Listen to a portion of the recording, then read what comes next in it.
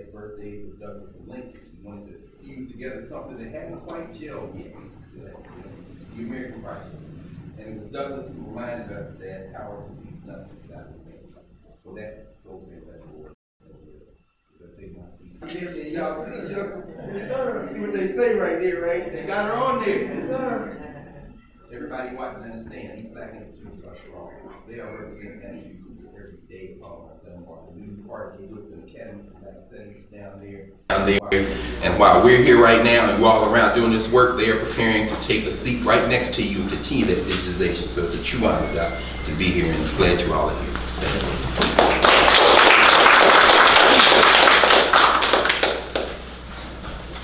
Thank you.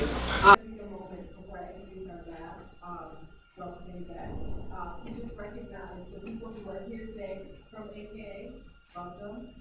We have people from Delmar High School, welcome. We are so excited that both of those groups can join us because they were really so instrumental to the work that Keeper did, and so much of her legacy is bound up in the work that Delmar continues to do today. So we're really grateful to have them here today. And our last welcoming guest is a pleasure to introduce Julie Davis, the State Director of ARP for the District of Columbia, who helped co-sponsor this event. We are currently working with ARP to explore ways to engage people age 50 and over in the district in fun, educational, and hands-on projects that connect them with one another and aid them in telling their stories and family stories. These workshops will give them a chance to explore how the powerful stories of people like Frederick Douglass and Andrew Cooper highlight the importance of African American archiving and storytelling. If you or somebody who is interested in being part of that or joining us in these workshops, that we're hoping we'll be able to schedule so that as we think about all of the ways in which archiving and storytelling is so important, we reflect on that in our own lives and our own families too. And so we'd like to have workshops to continue those conversations. And we'll have a sign-up sheet in the front. You can just check that you're interested, and we'll keep you on the list so that we can think more about what this means in our own lives and with our families. So with that, I'd like to welcome Julie.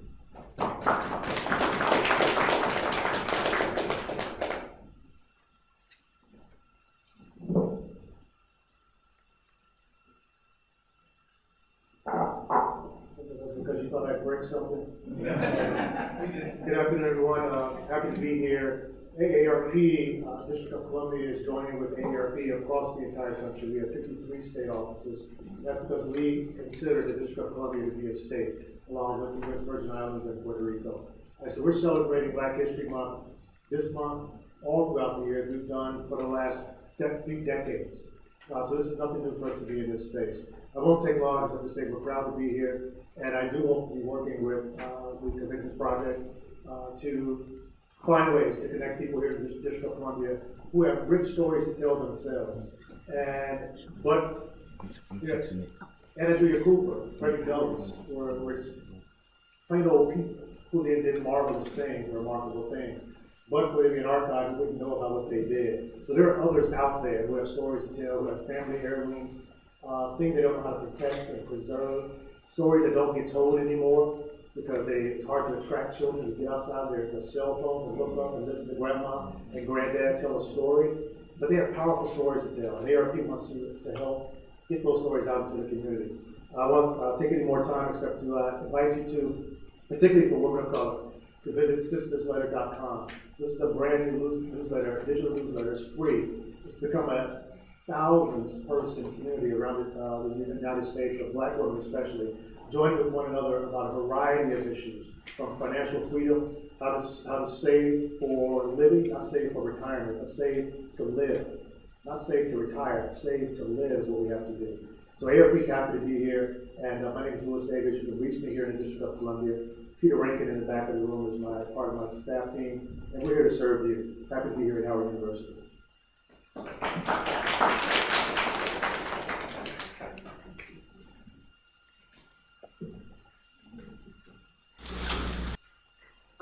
And our last introduction goes to the 2 people who will be carrying this event forward throughout the rest of our program.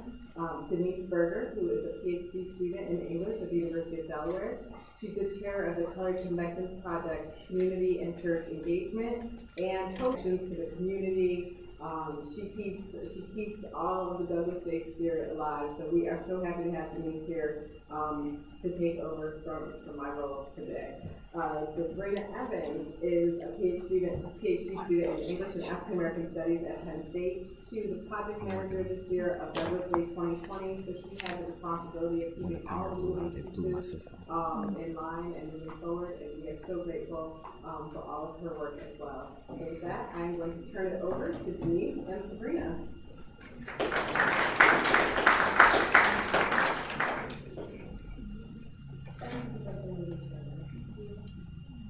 The very first thing that we are going to do now that we have closed this section, I want to give a brief place, but D'Angelo is actually going to get it started.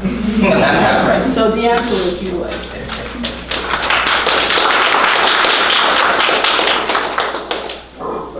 When she said I'd get it started, it made me a little nervous. If you would join me, if you can and are willing to, and stand in a word of prayer.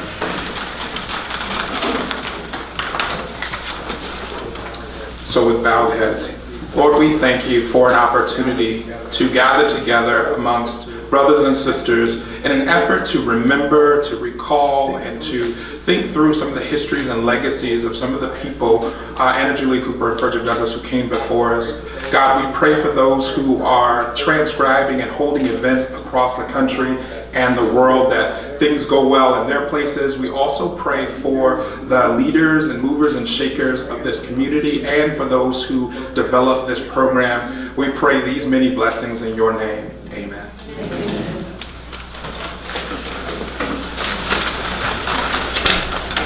Thank you very much, D'Angelo. All right, so for those of us who have attended several events that take place within the African American community, you also know that no event is truly open until we sing, lift every voice and sing. And in order to facilitate that honor, we have a truly amazing group. You guys missed it because they were warming up earlier and literally everything stopped. I think the clock stopped moving, dust motes froze in the air, and everyone turned to look. It was truly powerful. So without further ado, we're going to invite the Soul Sisters to come up and join us. Ekep Nikwele, Halo Wheeler, and Indigo Una. And they are going to lead us in singing Lift Every Voice and Sing. If you don't know it by heart, I will be advancing the flag.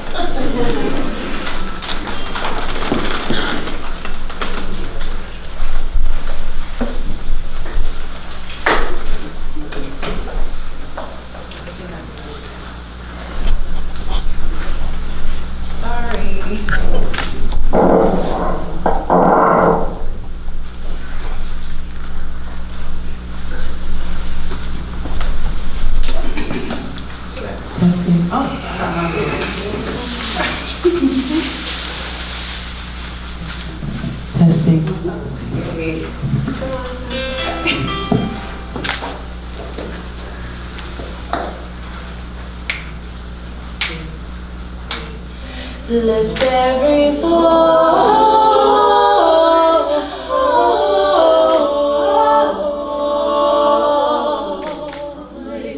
lift every voice and sing till earth and heaven ring with the harmonies of liberty. Let our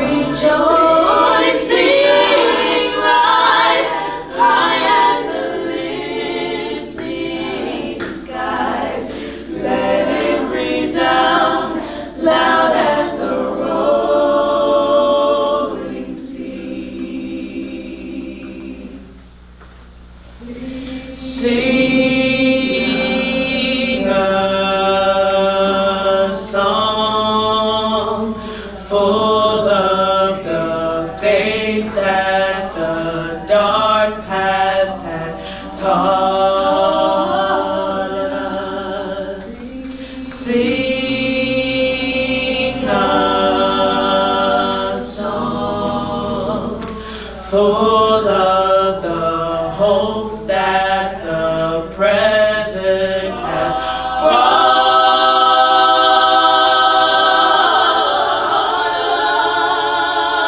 us. Facing the rising sun of our new day begun. Let us march on.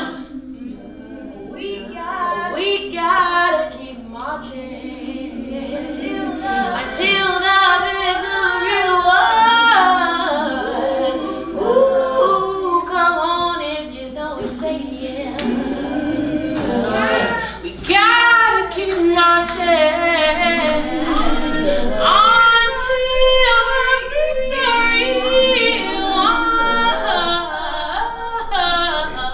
Go ahead. We're gonna win it every time. You gotta keep marching. Say you gotta keep marching till the victory is won. Till the victory is won.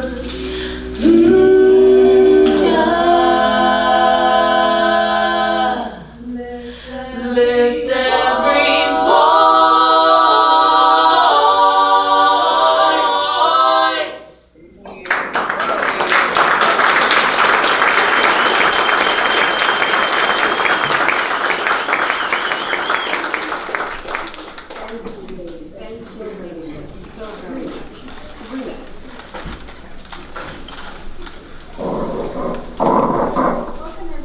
Welcome everyone. I hope you're enjoying the program so far, and I really want to once again thank the Solstices. That was really beautiful. I'd like to take a little bit of time to go over the rest of our programming for today. So first, Denise Berger will come up once more and give us an overview of the history of Douglas Day, past and present. Then I will say a few words about Anna Julia Cooper and her collection at the Moreland Swinburne Research Center. Then we'll direct you to the video tutorials on our YouTube stream right before we move into transcribing until around 1 p.m. At that point, we'll welcome everyone back together and we'll sing Happy Birthday and eat cake in celebration of Frederick Douglass's birthday. Next, we'll hear about Cooper's legacy in DC, and as part of that legacy, we'd like to honor Shalina Warren, an inspiring social studies teacher at Dunbar High School, where Cooper taught for many years. Then we'll transition into hearing poetry and reflections from students from Dunbar High School, followed by learning about Cooper's history with the Alpha Kappa Alpha sorority. Then we'll transcribe for another hour, end with closing reflections, and share some interesting finds both from here at Howard and as well as our partners across the nation and the world. Finally, we will once more thank all of our sponsors and our team members that made this event possible. So I will pass it over to Denise once again. Thank you.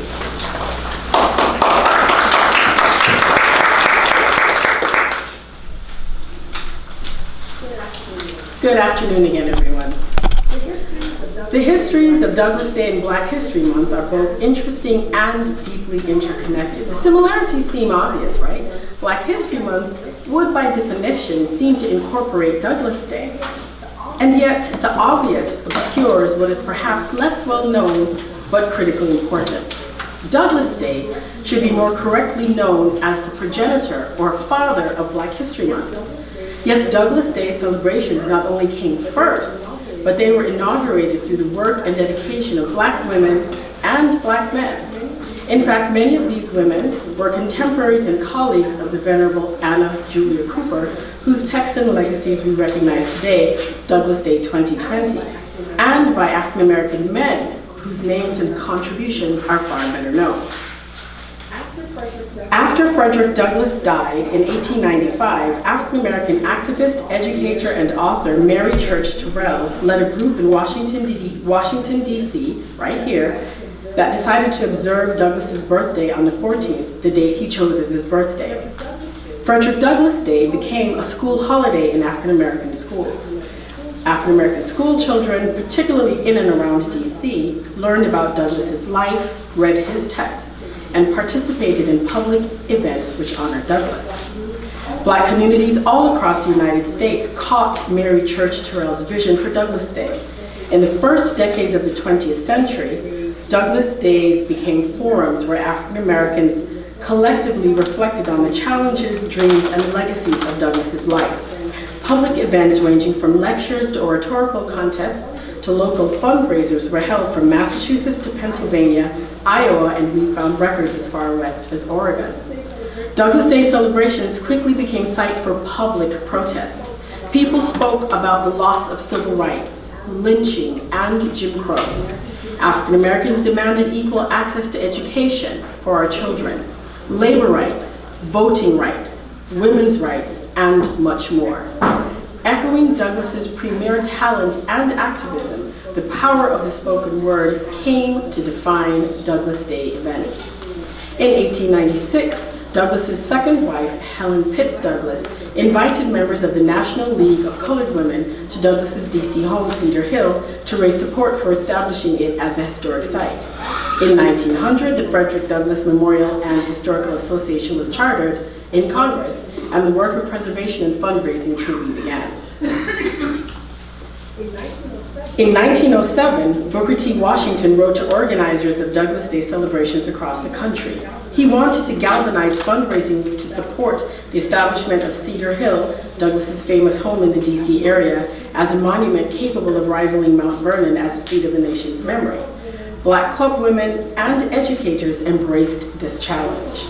At this point, you might be wondering, how and when did Black History Month then come into being? That's fair, because though the celebration and recognition of Black History Month has eclipsed Douglas Day celebrations, as you've now realized, Douglas Day's events actually preceded Black History Month. In fact, I would argue that Douglas Day is the literal and cultural antecedent of Black History Month. As we've seen during the early 19th century, Douglas Day celebrations were gaining in popularity and were embraced in African American communities across the nation. Simultaneously, a gentleman who is very familiar here on this campus, a gentleman by the name of Carter G. Woodson was studying and training to become the father of African American history. Woodson is a notable point of convergence and a catalyst for the transformation of Douglas Day into Black History Month. While Douglas Day celebrations continued on September 9, 1915, Dr. Carter G. Woodson founded the Association for the Study of Negro Life and History, the progenitor of the Contemporary Association for the Study of African American Life and History, also known as ASALH. In 1916, Carter published the first copy of the Journal of Negro History. 2 years later, in 1918, the National Association of Colored Women paid off the mortgage on Douglas's former Cedar Hill, an event marked by Madam C.J. Walker publicly burning the mortgage note during a National Association of Colored Women's annual meeting in Denver, Colorado, to rounds of applause. In 1919, Dr. Woodson was hired by Howard University to be the head of the graduate faculty and dean of the School of Liberal Arts. Woodson was Howard's first faculty member with a PhD in history. Unsurprisingly, Woodson enrolled a new history curriculum, which was adopted later that same year. In this curriculum, Woodson centered Black history and integrated ancient African and African American history into the core history classes which were offered here. In February of 1926, Carter G. Woodson launched the inaugural commemoration of Negro History Week, the precursor to what we have come to know as Black History Month. Carter chose February in honor of Douglas's birthday and no doubt to build on the history, social networks, and popularity of already existing Douglas Day celebrations which were being held across the United States. Negro History Week celebrations emphasize the coordinated teaching of Black history and African history in public schools. In fact, the first Negro History Week was in February of 1969. African American teachers and the Black United students at Kent State University proposed building on Woodson's idea and expanded Negro History Week into a month-long celebration of Black history.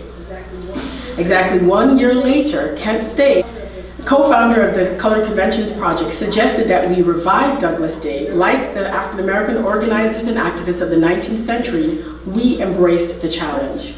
There is a through line, I would suggest, from the life and labors of Frederick Douglass to Mary Church Terrell, to the African American school teachers all across the Eastern Seaboard and beyond who chose to teach their students about Douglas, to the organizers who made sure there was cake and fun and laughter, the musicians who sang so beautifully and played their instruments, to the women and the men who attended the oratorical contests and the poetry readings to learn, honor, and celebrate African American history.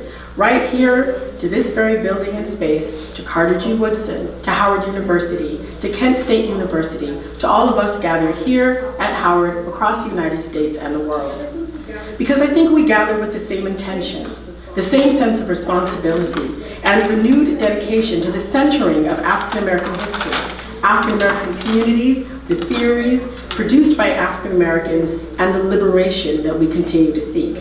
Woodson wrote, "African American contributions are overlooked, ignored, and even suppressed by many of the writers of history textbooks and the teachers who use them. I would suggest then, it is into those silent spaces that we, that you, here and online, have chosen to stand and labor together to ensure that Black history will be celebrated, taught, and preserved. Happy Douglas Day, and very happy Black History Month." Thank you.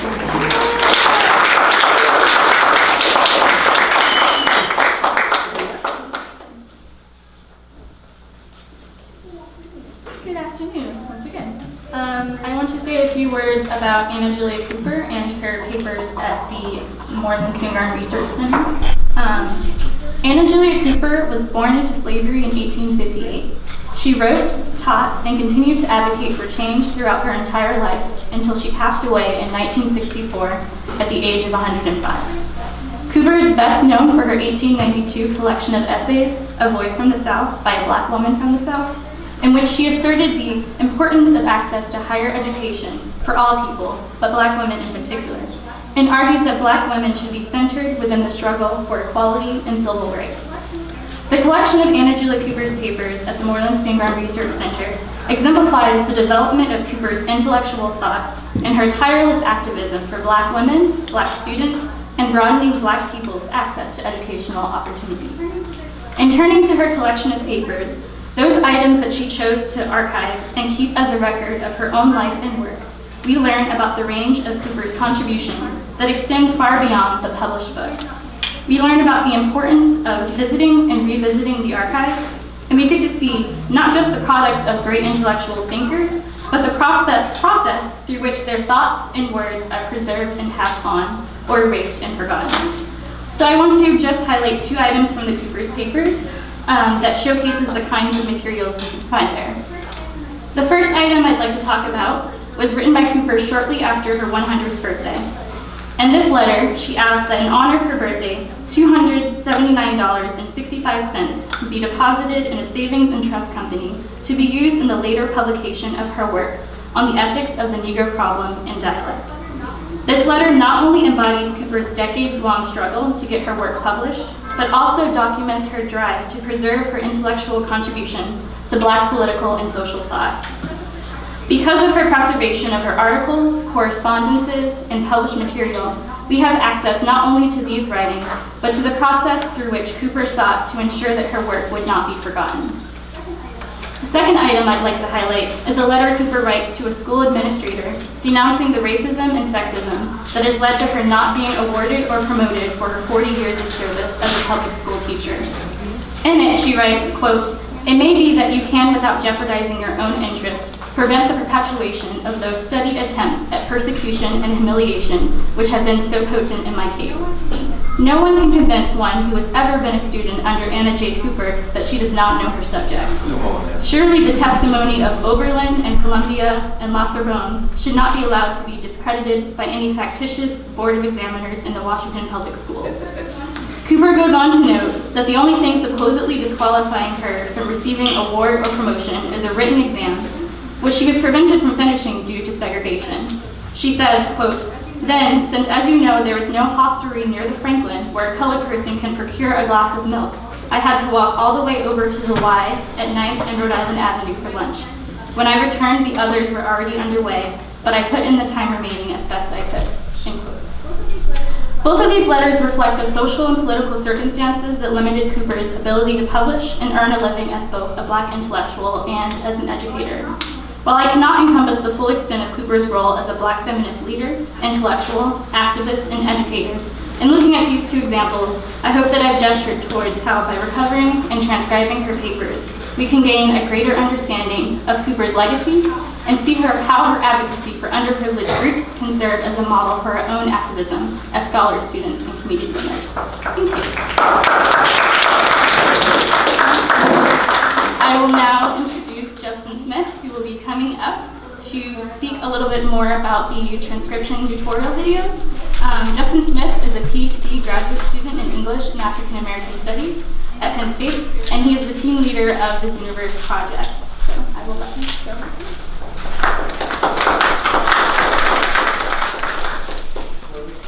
Hello, I'll try and be brief so we can get to the actual transcription.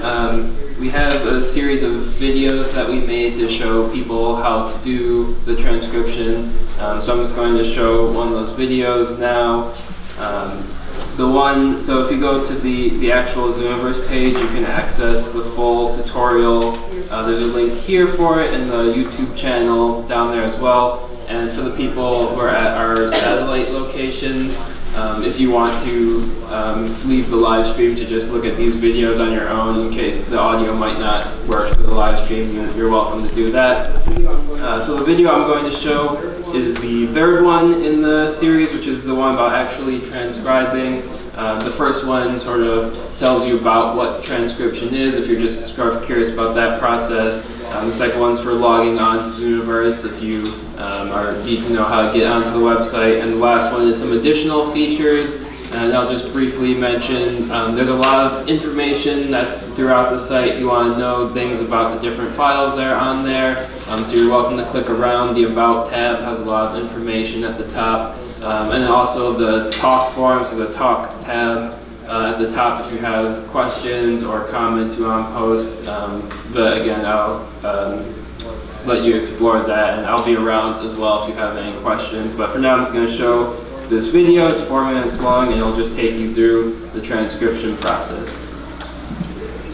In this video, you will learn the following: what a workflow is, what to expect going into the transcription process, and how to do a transcription. Once you click on a category, it will take you to what is known as a workflow. A workflow is simply the name for the series of questions you will be asked about the document in order to create the best, most accurate transcription possible. Once in a workflow, you can read through a tutorial by clicking the forward and back arrows on the bottom. The tutorial will automatically pop up on your first time accessing a workflow, but upon repeat accessing, you can always hit the tutorial button to view a written version of the tutorial. The first task is to decide whether the document contains writing that is typed, handwritten, both, or none of the above. As you would normally read any document, please transcribe the text from left to right and top to bottom.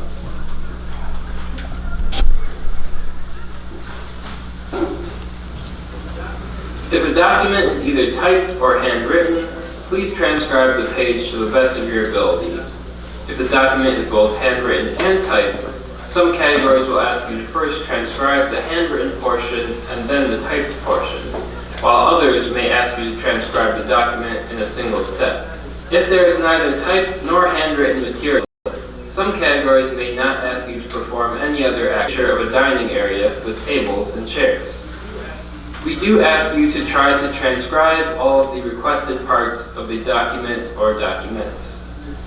If you experience any difficulty while reading and transcribing the document, the following tools can help you still make the most accurate guess. Deletion. Use this tool if you notice any words that might have been erased, marked through, typed over, etc. Insertion. Use this tool if you notice any words that might have been added to the original text, either handwritten or typed. Unclear. Use this tool if the word is illegible, meaning it is difficult to read. When you use these tools, please type your best guess of the word or phrase.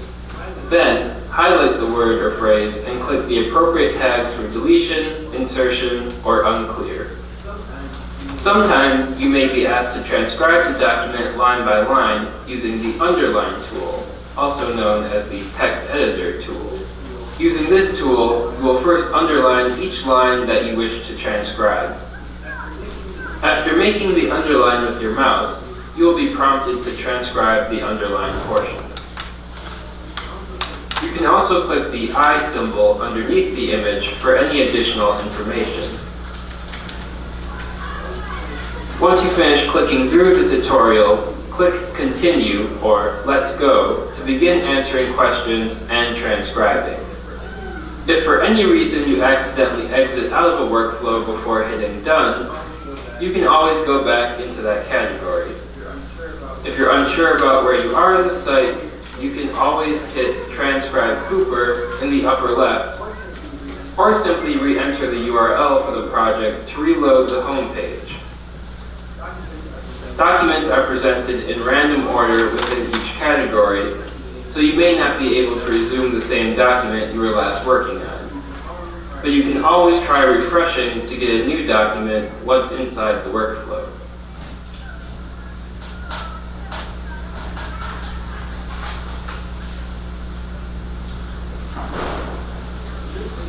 In this video, you will learn about the following.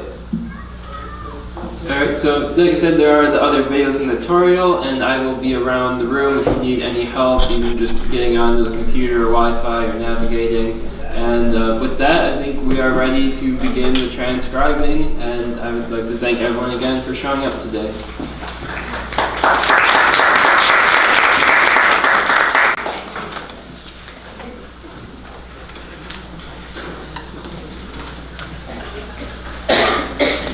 Okay, so now if people want to, we can come to the tables. We'll log on, we'll start transcribing, we'll be around to help show you kind of how to move through it. But we're ready to go. And then please also feel free, we're gonna open up the food to get food and drinks to help give you energy to transcribe. Thank you so much, and we're ready to get the transcriptions. Shout out to Clay Coleman, who created our Douglas. Some contributions from some awesome people. Feel free to enjoy.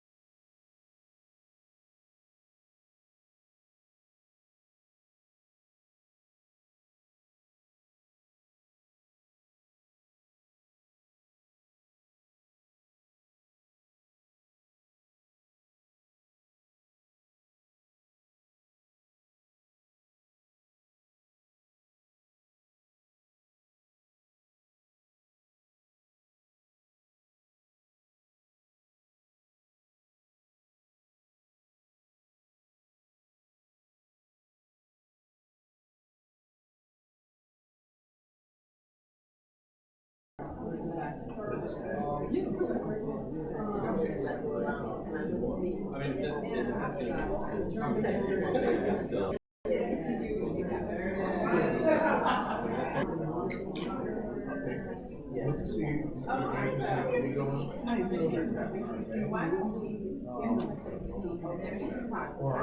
have you done that?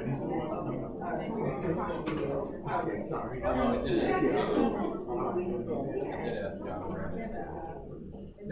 So she might, Bernie might say something.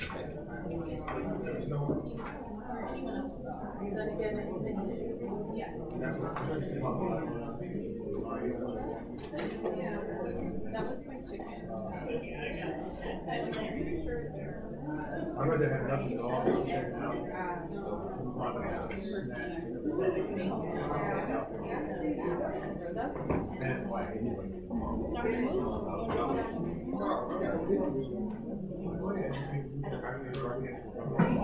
I'm a big deal. Like 2 years. 2 years.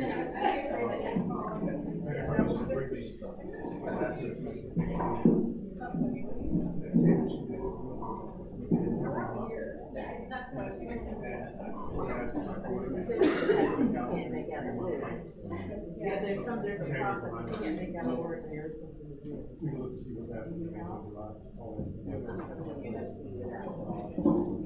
All right, ladies and gentlemen, and everyone else, we have a second transcribing session.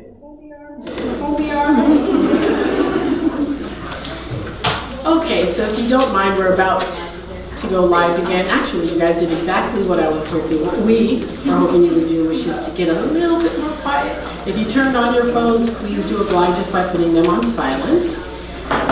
For the people who are still getting food, take your time. Do not choke, cough, or trip. But as soon as you can, if you could go ahead and join us in the room with your items, that would be great. For those of you who are transcribing, please continue transcribing whatever last little bits you can, because we're about to move on to the next section. Excuse me, could you remind me of your name? Yes. I'm Victoria. Victoria. Here, Victoria Wade. Victoria Wade. So Victoria is also a Zooniverse expert. And so Victoria kindly volunteered her service. One more time, Victoria. One more. There we go. So if you have any questions about Zooniverse and transcribing, Victoria can assist you in addition to Justin and anyone else who's wearing a black t-shirt. It is still a little too loud. It's still a little too loud, particularly behind Kevin. He's trying to get the sound balance so that we can get started again. So particularly if you're behind Kevin, if you could be attentive to that, thank you so much. All right, so welcome back to Douglas Day 2020. How is transcribing so far? How is transcribing? Yes? Thumbs up? Going well? All right. For those of you online, we also really hope that your transcribing process has been going amazingly. And just to be clear, you can log on and transcribe anytime, anywhere. This is just to get you started. Does that make sense? To kind of get your feet wet, get you acclimated. If you have any questions or concerns, we got you. Or Victoria got you. We'll figure it out. But afterwards, the idea is for you to transcribe, to feel equipped, to feel trained and supported, to participate in this in an ongoing process, both with this Angela Cooper archive and your other archives. Because there are lots of transcribing projects. If you start Googling, you'd be surprised. All right, so without further ado, we're going to practice part of what we've gathered for, which is to literally celebrate Frederick Douglass's birthday.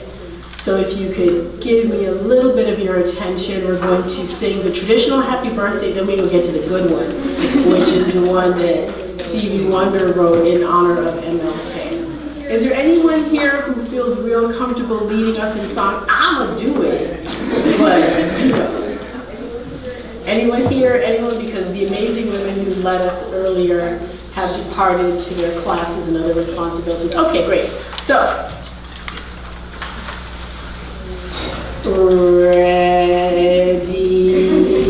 Are you going to shift the camera so that we can show the cake? Yes? No? No. All right, good. All right, so So again, so we are now singing in honor of Frederick Douglass. So if you go ahead and stand up a little bit, get a little bit more energy flowing. Swallow if you need to swallow. Take a deep breath if you need to take a deep breath. Sabrina and I are going to graciously, yes, lead us in singing happy birthday. So we're going to sing happy birthday, and then we're going to, you all know the Black Happy Birthday song, right? Yes. All right. So we're going to sing one verse of the traditional happy birthday, then we're going to go right into the Stevie Wonder version. Okay, are we ready? All right. Happy birthday to you. Happy birthday to you. Happy birthday, dear Douglas. Happy birthday to you. Happy birthday to you. Happy birthday to you. Happy birthday, happy birthday to you. Happy birthday,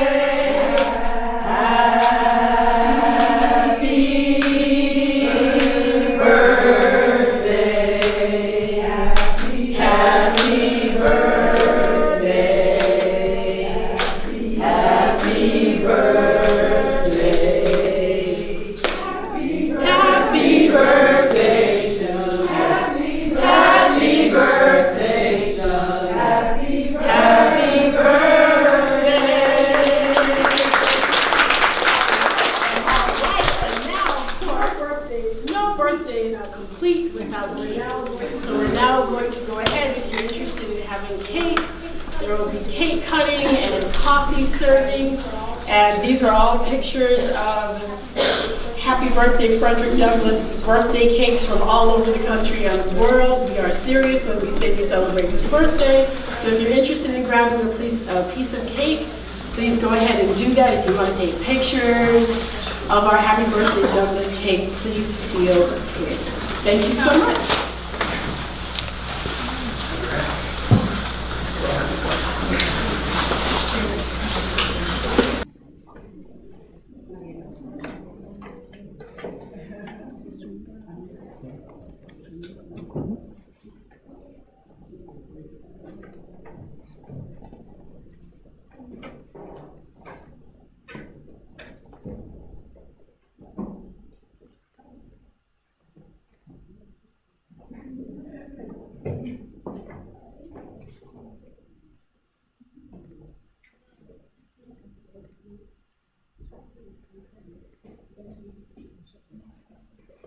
As you're getting some cake, you're getting yourself settled. I now have the honor of reintroducing you to Dr. Moody Turner, who is actually,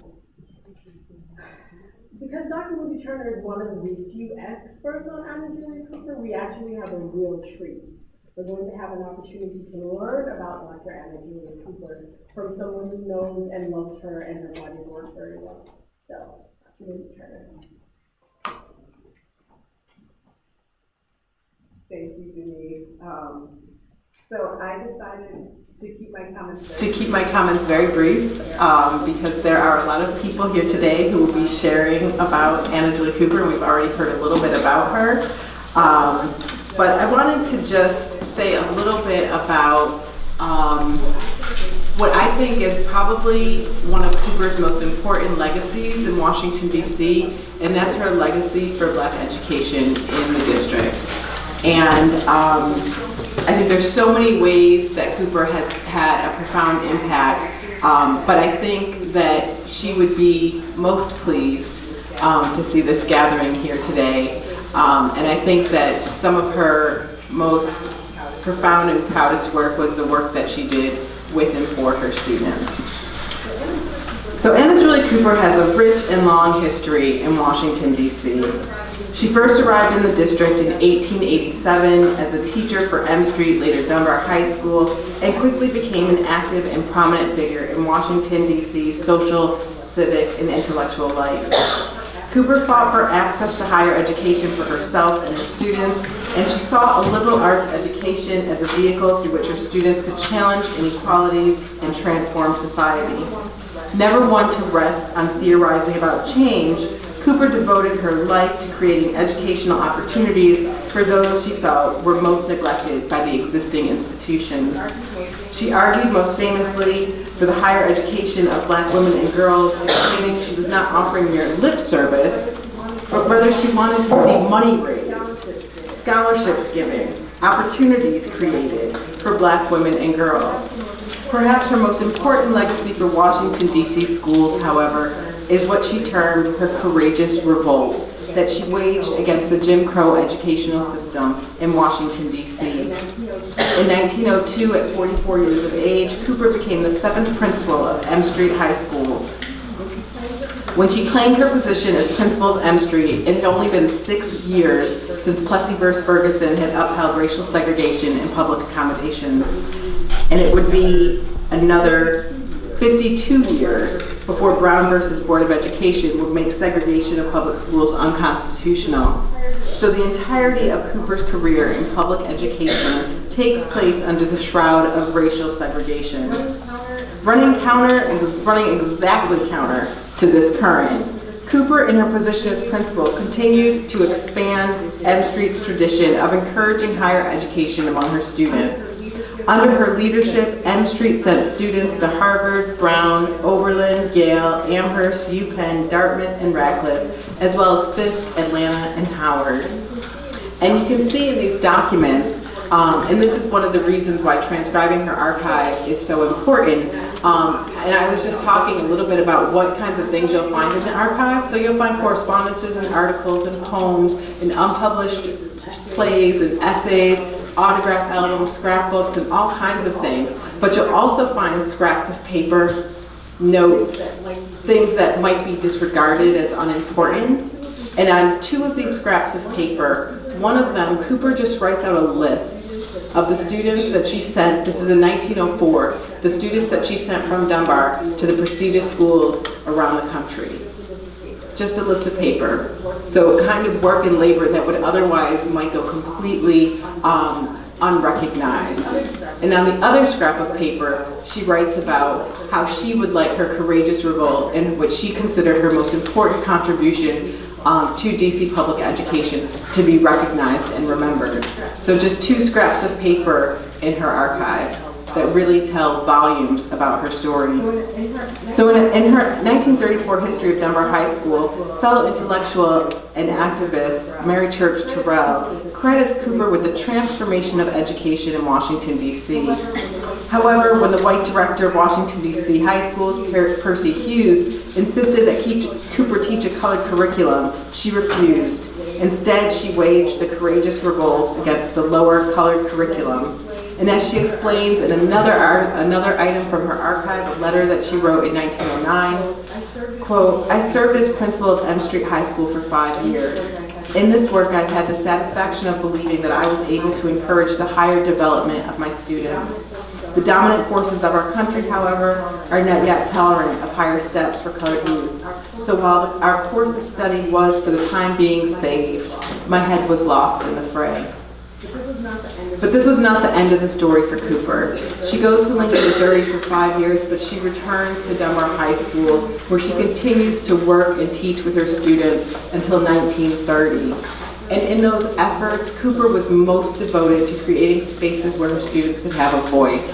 There's another letter where she chides W.E.B. Du Bois for not recognizing her students' performance of the Aeneid as something that was worthy of coverage in the Crisis magazine, saying that he didn't recognize the extraordinary effort that it took for those folks to put that show on, and that he should recognize that.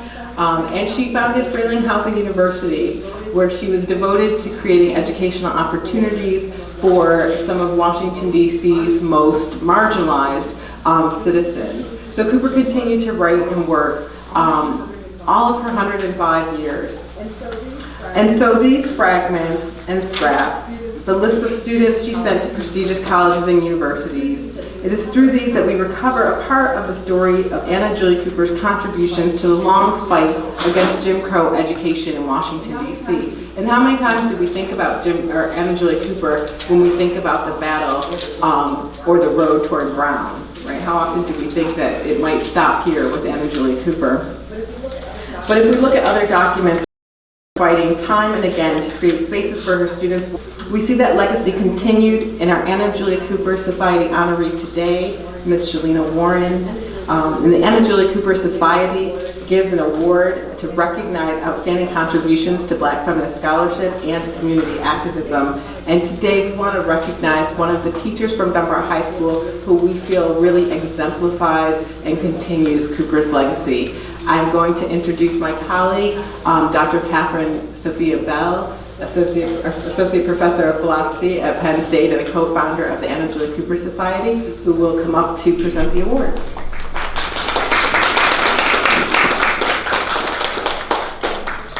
Thank you so much, Dr. Shirley Moody Turner. It is an honor to be present for this event and to just bear witness to it.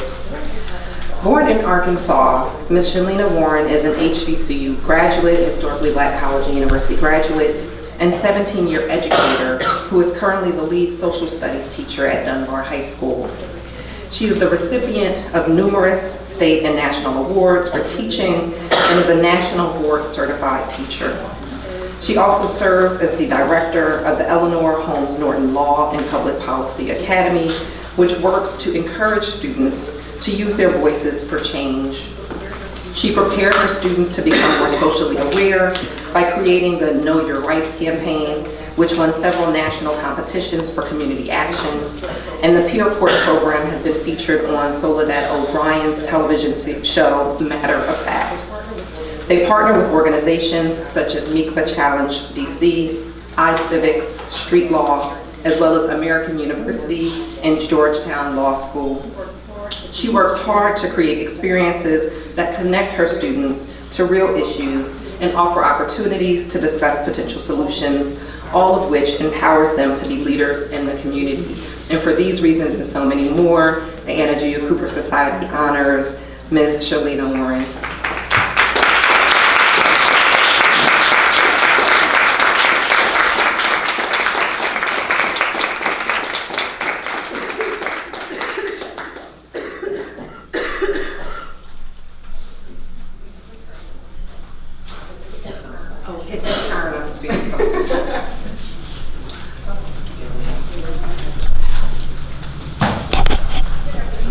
Good afternoon, everyone.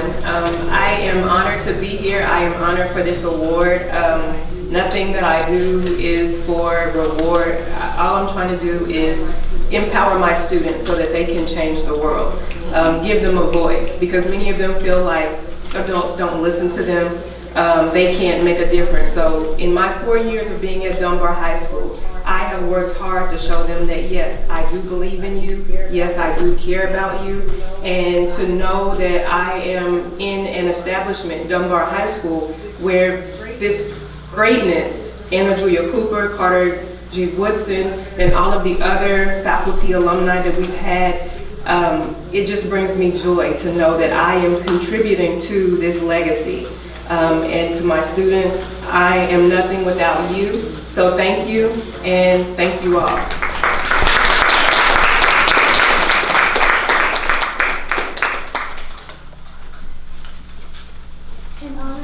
In honor of the legacy of supporting Dunbar High School students and making sure their voices are heard, I would now like to bring up Richard Mangura, who will be providing a reading about Anna Julia Cooper's biography, summary, and reflection.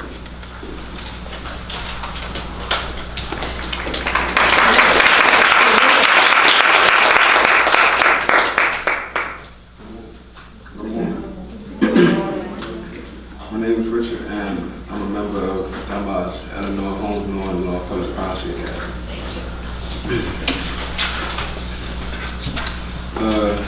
I'm honored to be in front of you all today and the people that are watching online, and to be speaking on the legacy of a great woman such as Ms. Cooper. Ms. Anna Julia Cooper was an educator, a feminist leader, intellectual, activist, and author. And during her illustrious career, she's been involved in many important great events in relation to Black history. Although born into slavery in North Carolina in 1858, she had the intelligence of a free child. She had the opportunity to pursue education through the freedom period. She started her schooling at St. Augustine's Normal School, which was founded in 1867 to help educate former slaves. She was guided by her mother, Hannah Stanley, and by age 9, she had successfully petitioned for the school's Greek and Latin course. Although the school had a special track reserved for women, the ladies course, and the administration actively discouraged women from pursuing high-level courses.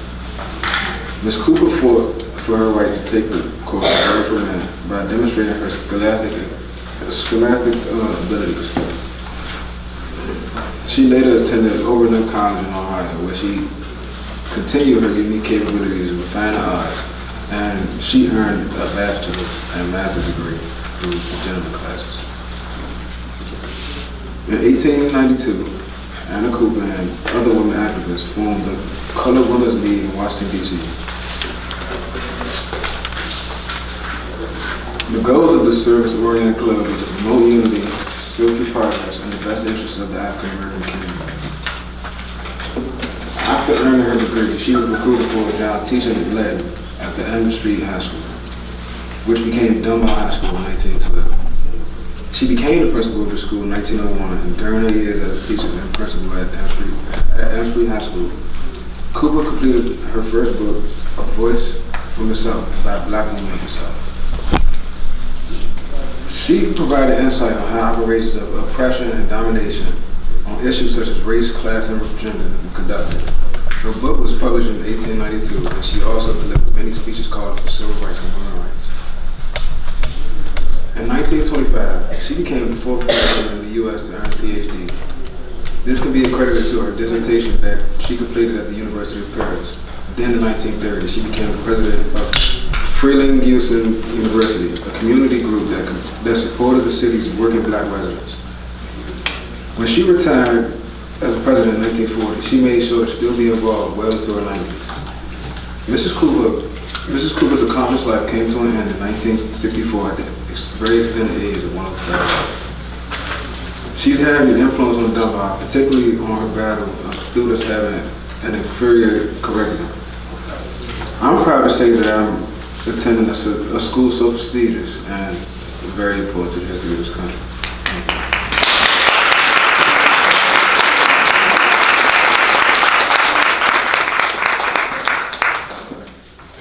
Thank you. I would now like to introduce Zaria Boyd, who will be coming up to speak to give a spoken word on Cooper's essay, Woman versus the Indian.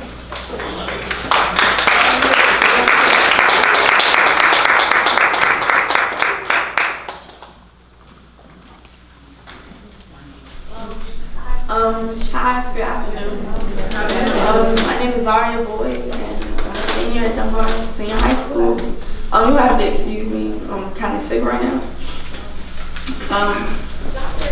Dr. Anna Julia Cooper once said that there is a dull clod, the foot, allowed to roam at will, free and untrammeled, while I, the source and medium of light, brilliant and beautiful, am fettered in darkness and doomed to destitute. I, the brilliant and beautiful source of light, standing in front of you and proud to say I have found light within my darkness. Have found solitude within a man's world, and have found power in the powerless life of a woman. I am proud to know the difference between a truth and a lie, and have no problem saying it. I speak up for myself because I am a woman who lives in an era of women in power. I am a woman who cannot contain or match.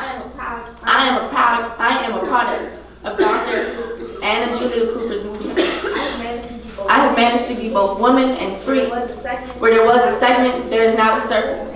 I am full and complete. I am a woman.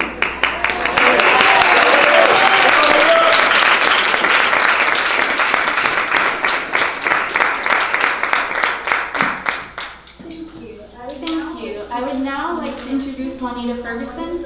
Juanita Ferguson is a member of Xi Omega chapter of the Alpha Kappa Alpha Sorority Incorporated, where she currently serves as the co-chair of the Connections Committee, working to advance the sorority's mission of encouraging community participation in the civic and political processes. Juanita Ferguson will be speaking on Cooper and her history with the Alpha Kappa Alpha Sorority. Good afternoon. On behalf of the members of the Xi Omega chapter of Alpha Kappa Alpha Sorority Incorporated, I bring you greetings. Thank you for allowing me to share briefly about Dr. Cooper's legacy as a member of the oldest graduate chapter of the first Greek sorority organized by Black women. I'm so thankful that several of our sorors are here today. Angela Harper, Cheryl Tier, John C. Lancaster, Joyce Jameson, Nadine Eads, Imani Heyman, Iris McComb Green, Rhea Bella Thrower, Pam Payton, Beverly Mims, and Bernadette Gartrell. If anyone is here and I did not recognize you, please forgive me. Our chapter has a special relationship with this campus for the reasons I stated. The sorority was founded here, and also this chapter, the undergraduate chapter, is under the care of Xi Omega.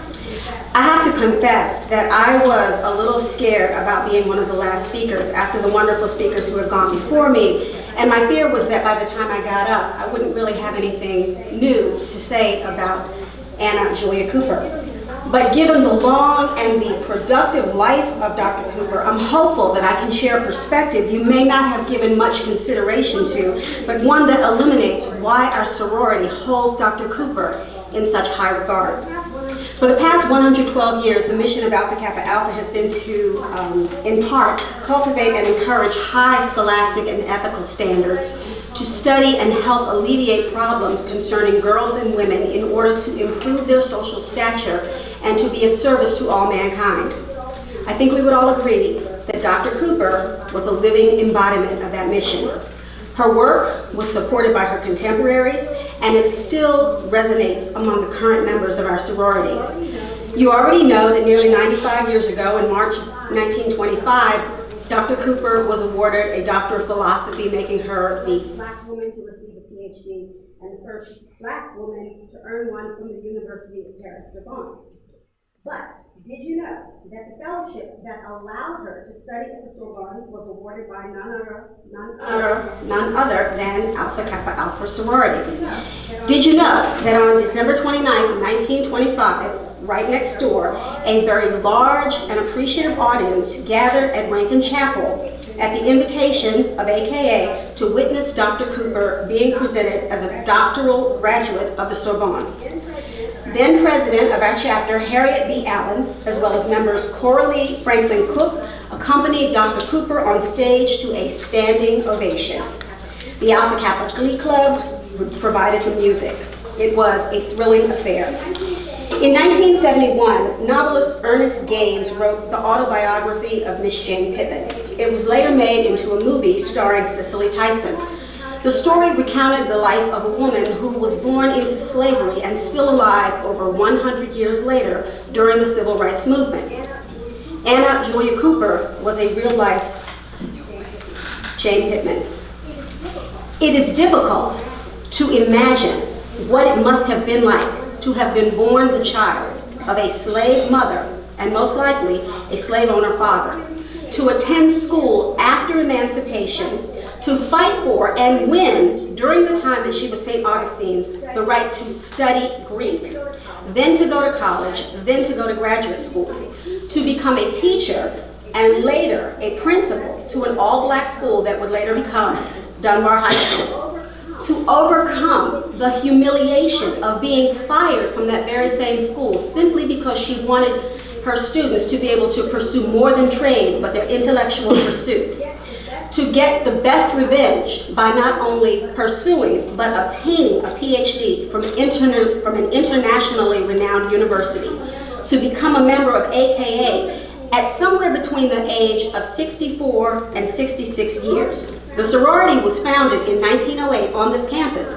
when at that time, Dr. Cooper would have been approximately 49 years old. The graduate chapter was established 15 years later in 1923.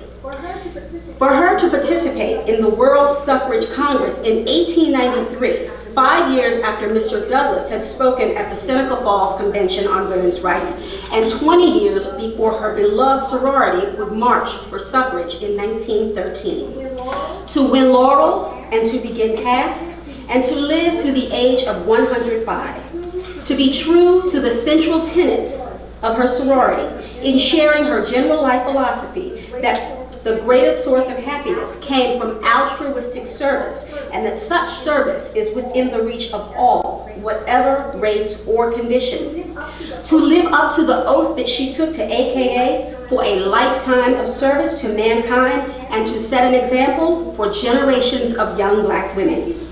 Thank you for celebrating the life of Anna Julia Cooper during your Douglas Day celebration. I'm confident that I speak for our sorority when I state that learning of Dr. Cooper's remarkable journey makes us proud that we share the bonds of sisterhood with a woman who did not see service as a pious idea and who was willing to serve, and I quote, mouthwise and penwise in whatever station and with whatever talent God gave her, in truth and loyalty to serve the whole. Thank you.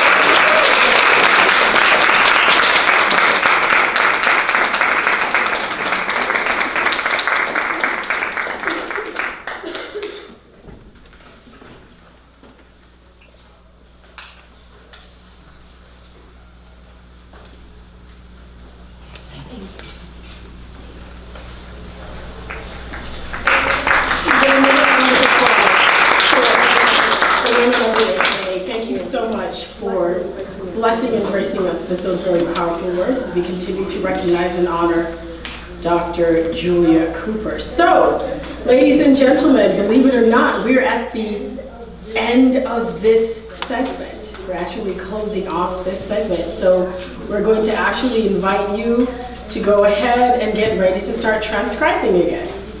So we're just pounding, we're moving through pretty quickly, but you can finish whatever, or get some more cake, or get some more coffee, or whatever you'd like to drink, and get ready to start your transcribing process once again.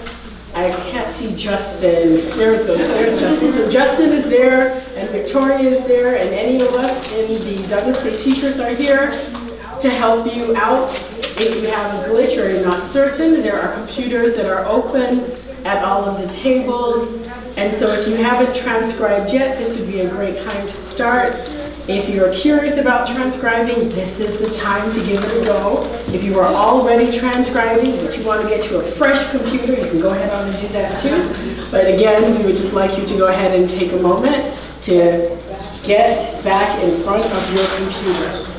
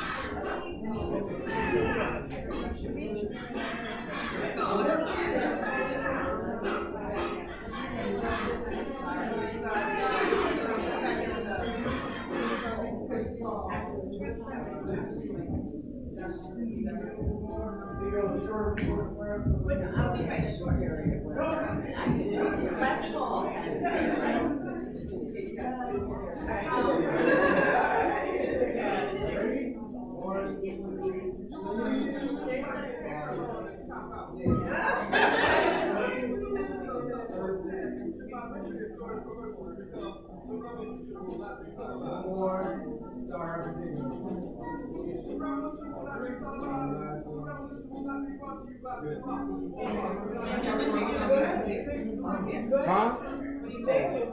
Who's this? Yeah. What you want? Oh, okay. And where's your shirt?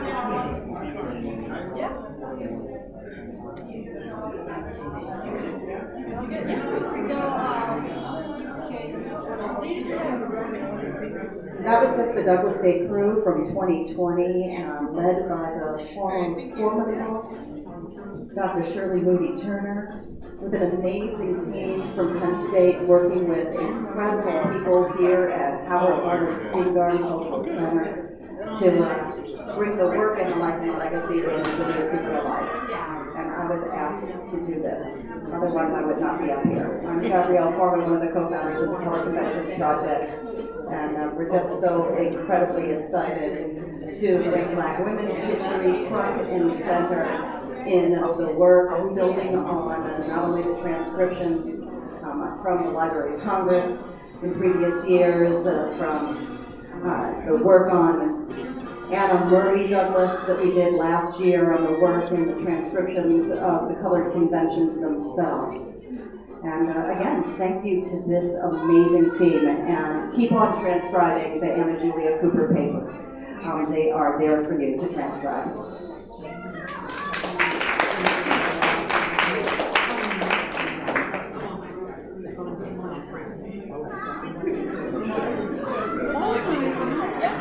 I took their own hot box from the closet.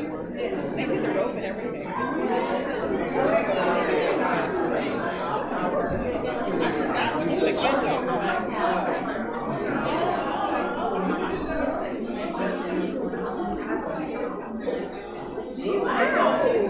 I mean, there's one little young thing.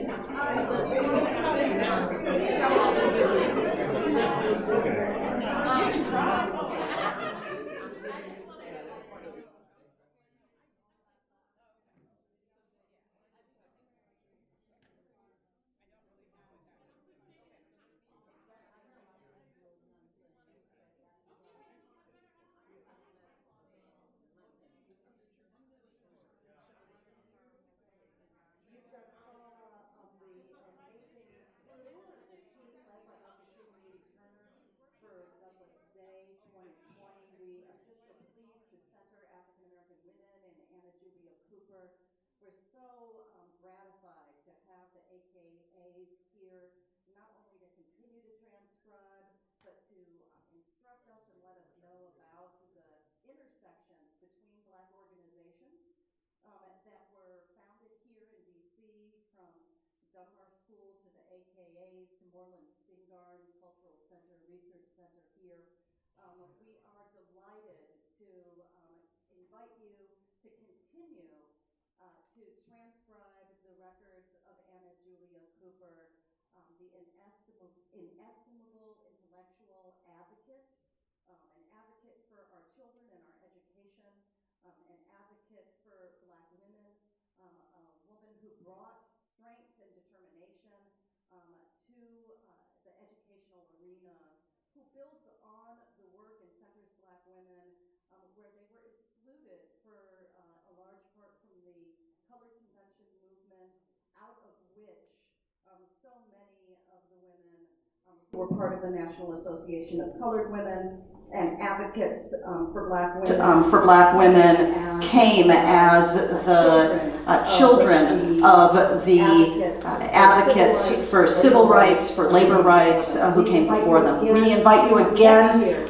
next year to join us for Douglas Day, which will be, I believe, our fourth year, our fifth year. So our 5th year anniversary will be next year.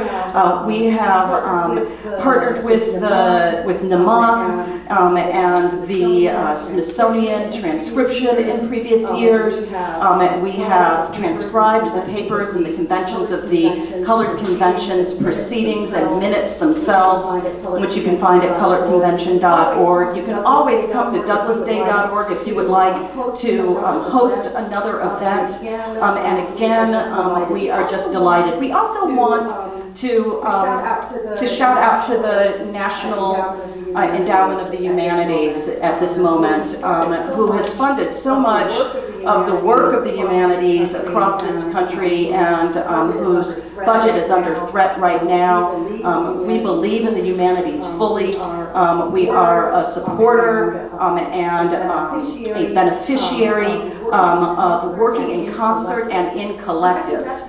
And I think that's where we want to leave us today, is that collectively in rooms like this, in hundreds of rooms like this across the country, over years, we build on the legacy of the people who struggled before us to bring attention to the rights and the promise of this country, and the rights and the promise of democracy, of social justice across the world. And we cannot sleep, that we need to come together to do that work, to make our voices heard, to honor the labor that has come before us, the courage that has come before us, the commitment that has come before us, and that when we do that in collective, we are held up, we are strengthened, and we honor the people who come before us. So we just want to thank you for being part of hundreds and thousands of people, not only today, who are celebrating Douglas Day as a radical and collective act of love for Black history, but also all of our ancestors, our cultural ancestors and our real ancestors, our biological ancestors and our cultural ancestors, who made today possible for all of us. And with that, we say thank you and ashe.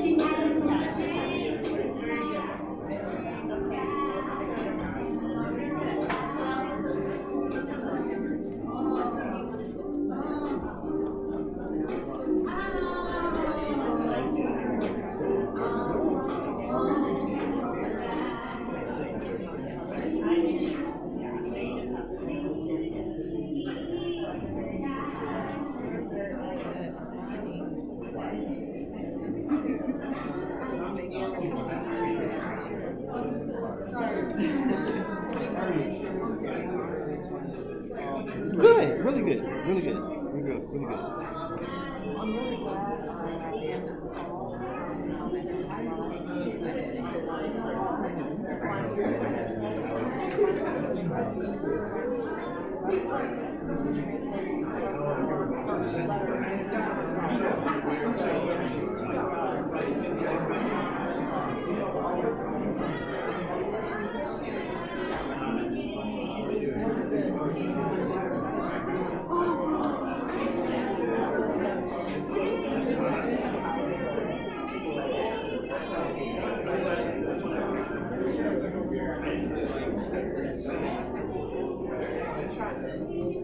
It was good. Sweet potato was really good actually.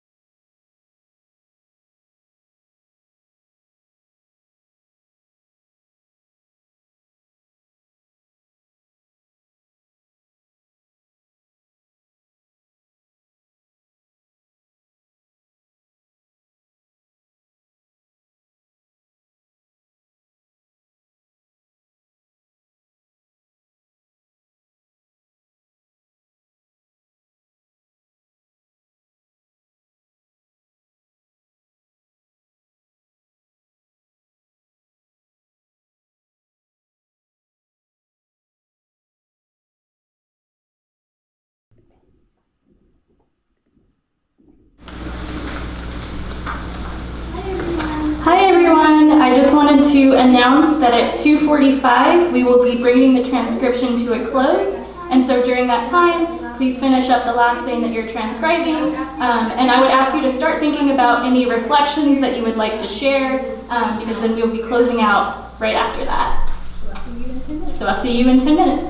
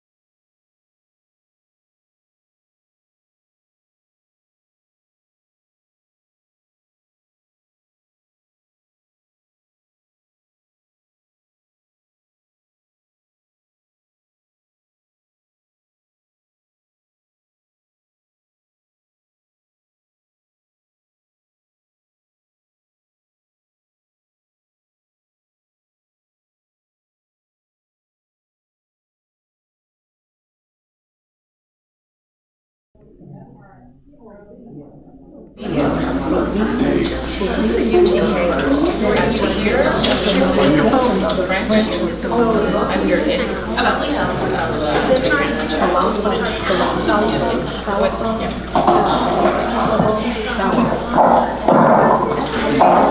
right, welcome back, everyone. Again, if I can remind you, anyone who's moving behind Kevin, try to be quiet because it will be captured by the live stream. So at this point, we wanted to provide some closing reflections. So while there's been a lot of social media response, I just wanted to share a few of them. So at Black Femme Blogger, in response to the Soul Sisters performance, said they sounded so good, I got teary. I also wanted to shout out Digital Newberry, who said that they received helpful advice while transcribing Cooper's correspondence. It never occurred to me that anyone would deliberately want to hurt me, therefore I was immune and no one ever did. So that was a quote from one of the pieces that they transcribed. We also wanted to shout out UD Library for their cake, where they have Frederick Douglass and Anna Julia Cooper, their images placed side by side. I also wanted to shout out at Tennille and Allen, who said that she just finished a transcribing session with one set of students, one of whom said that he just wants to read Anna Julia Cooper's handwritten poetry for the rest of his life. And will soon be beginning another session with their next set of students. What an extraordinary experience. Then Dr. Sarah Thena, 192, said, well, if this postcard from Anna Julia Cooper, read Los Angeles versus Chicago, I just transcribed for Douglas Day, isn't a total #winter mood. Quote, Dear Cookie, this is a beautiful city. I would like to keep some of this climate for Chicago's winter. Love, Anna. End quote. And the final one that I will share is coming from Dr. Kristen Hilaire Glasgow, who says, tears pouring down my face, so beautiful, what an incredible tribute to Anna Julia Cooper. And that was yet another response to the Soul Sisters. So again, thank you Soul Sisters for your performance.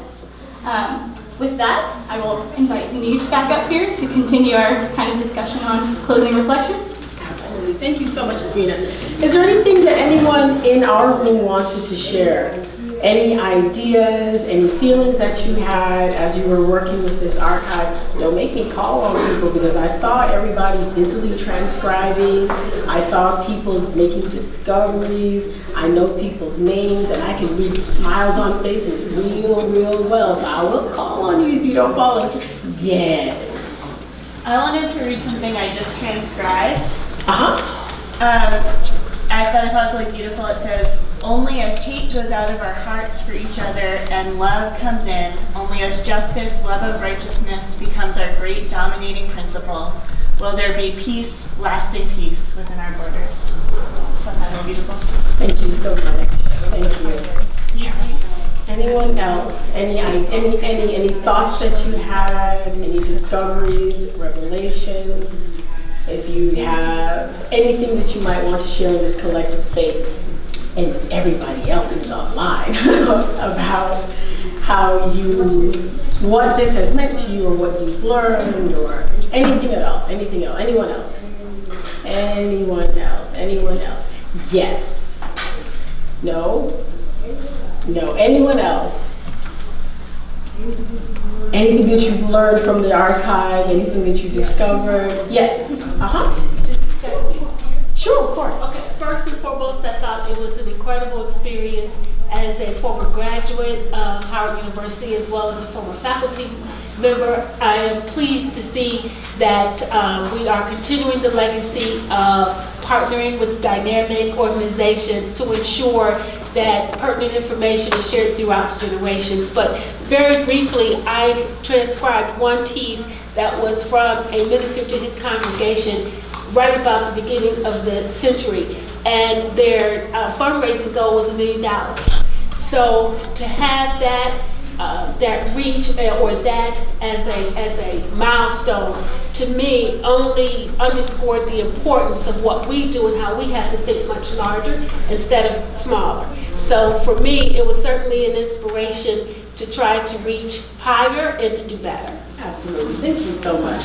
So on that note, we're going to go ahead and move into some thank yous. And what a timely moment for Justin to step in the room. Justin, can you wave? So though many of you may not know, Justin has been critical to the success the organization and the efficient functioning of this entire iteration of Douglass Day. Because Justin, though extremely articulate and highly talented, is a bit humble, he has not volunteered, nor has he required that his name be included in quite this way, but we noticed and we know. So from the very bottom of our hearts, both from Color Conventions Project at UD, but I suspect specifically from Penn State and from the Anna Julie Cooper Digital Project, we want to recognize your work, recognize your dedication and commitment, and tell you thank you for making Douglass Day 2020 such an incredible technical success.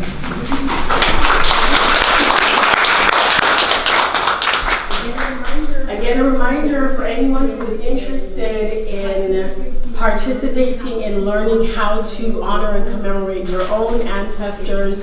If you have items in your basement or your attic or your grandmother's basement or attic, or if you have those really interesting old photographs and you look through at your aunt's house and you're like, who is that girl? I don't remember. There is a series of workshops that we are planning with AARP DC. So this is in the DC area. So if you are interested in learning how to work with these documents and how to preserve your own Black history, please make sure that you have indicated that on the sign-up sheet, which is in the front. Right outside the door. Right outside the door. There's literally a checkbox so that we'll be able to get in contact with you, because we want to make sure that we build on, because look, Black history, as was said earlier, is created by all of us, in all of our homes, in all of the mundane and quotidian actions that we perform day by day. And so it's important to recognize what is also happening in your own life and in the lives of your ancestors, even as we honor the luminaries like Anna Julie Cooper and Frederick Douglass. So if you're interested and you think you might know someone who might be interested, we will not sell your information. Go ahead and leave your information at the sign up, and we will get in contact with you. And it's a project that we're doing with AARP DC.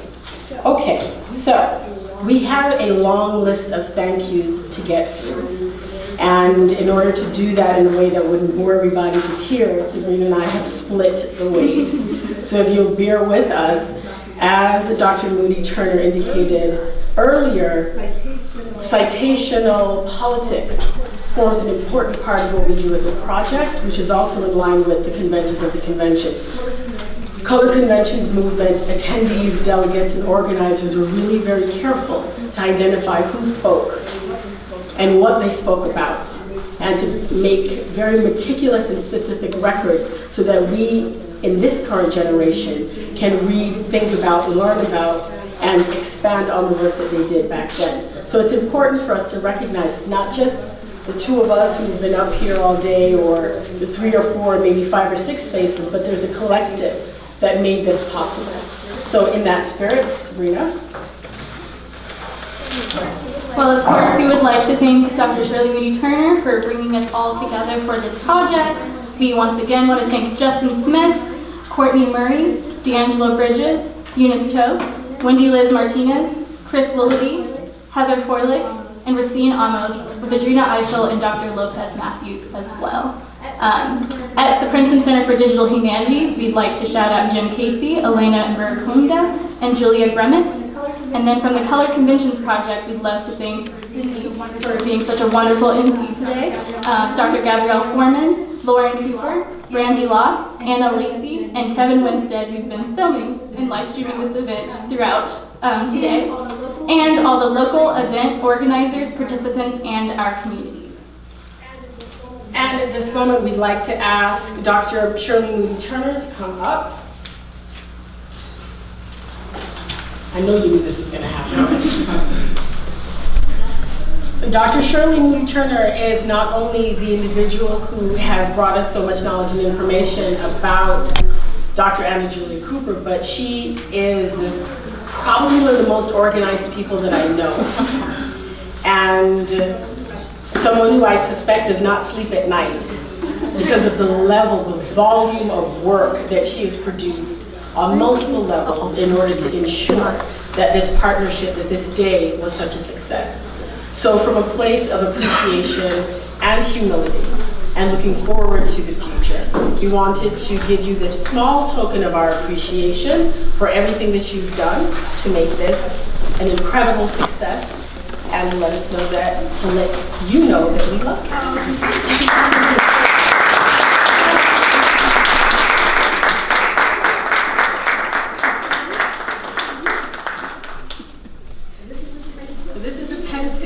So let's go ahead on, and Sabrina did not recognize herself in the thank yous, I noticed that.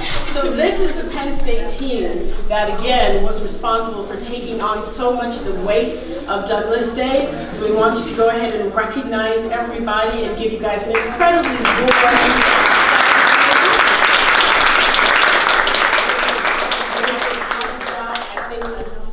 resounding success, and you guys have a lot to be proud of. I don't know if there's anybody else and everyone who is here in the room, thank you so much for coming out, because if you guys weren't here, we could not have, you're the whole reason we organized this whole thing. So, if you don't mind, please give me a clap.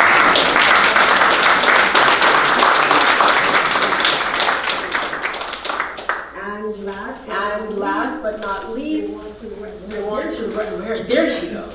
Adrita, who has been keeping everything functioning and flowing, making sure that cake is there and food is there and this one called that one and parking. Again, it is it's like coordinating an army, y'all. So Adrita, you want to wave from the back?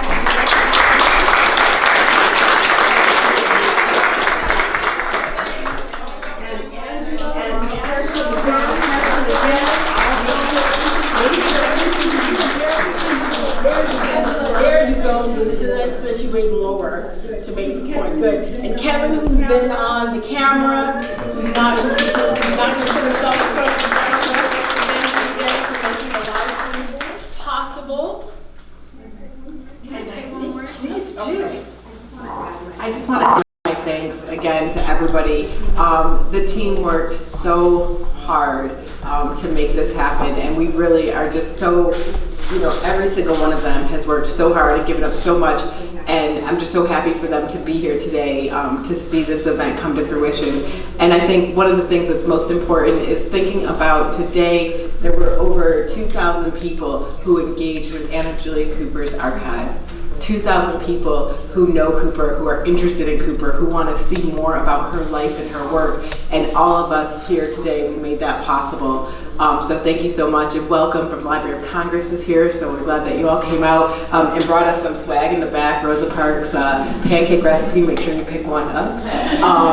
And I also want to just say thank you to Dr. Gabrielle Foreman, who is here today and who is one of the founding faculty directors, is the founding faculty director of the Colored Conventions Project, which again gave birth to this project, to Douglass Day, and really, we really stand on her shoulders, and we're here today, and we really, we thank you for coming, and we thank you for all the work you've done to make this possible. So thank you all again so much, and thank you to everyone out there who has joined with us to transcribe Cooper's archive. It's just so great to think that there's people all around the country and around the world joining together to do this work. So thank you.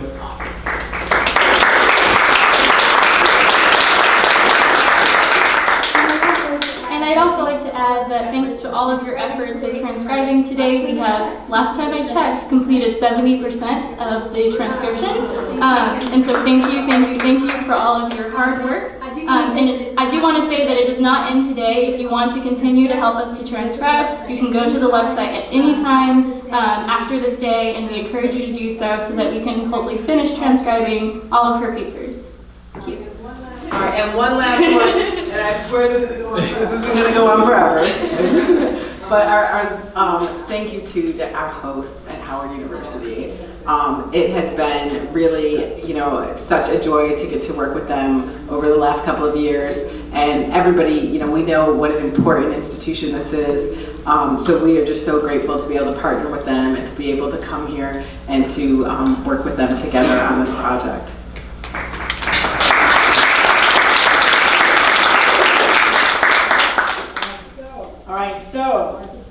Our supporters: Penn State University Libraries, the Center for Humanities and Information, the College of the Liberal Arts, and the Departments of English and African American Studies, Center for Digital Humanities at Princeton University, and the Office of the Dean of Golden Spring Library at Howard University, Alpha Kappa Alpha Sorority, College Conventions Project, Zooniverse, AARP-DC, the American Studies Association, Community Partnership Grant.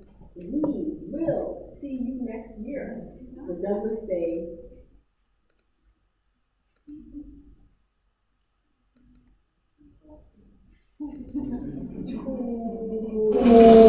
Before that? Yes. I completely lied. We're not done. So we could not be here today. As I said earlier before when we started this, we couldn't be here today without Jim Casey. Jim Casey is the co-organizer of this year's Douglas Day 2020, one of the co-founders of Douglas Day, and the director of Douglas Day. He is amazing. He's worked quietly behind the scenes to make sure that everything happens. This really would not be possible without him. And he's organizing a local event at Princeton, but it is really a testament to everything that he does and the person that he is able to coordinate this event and not be here. And for everything to run smoothly, and it's still, we owe that debt of gratitude to Jim Casey. And so we're so grateful that we get to work with him, and we look forward to continuing to partner with him on Douglas Days in the future. Absolutely. On that note, we will see you next year for Douglas Day 2021.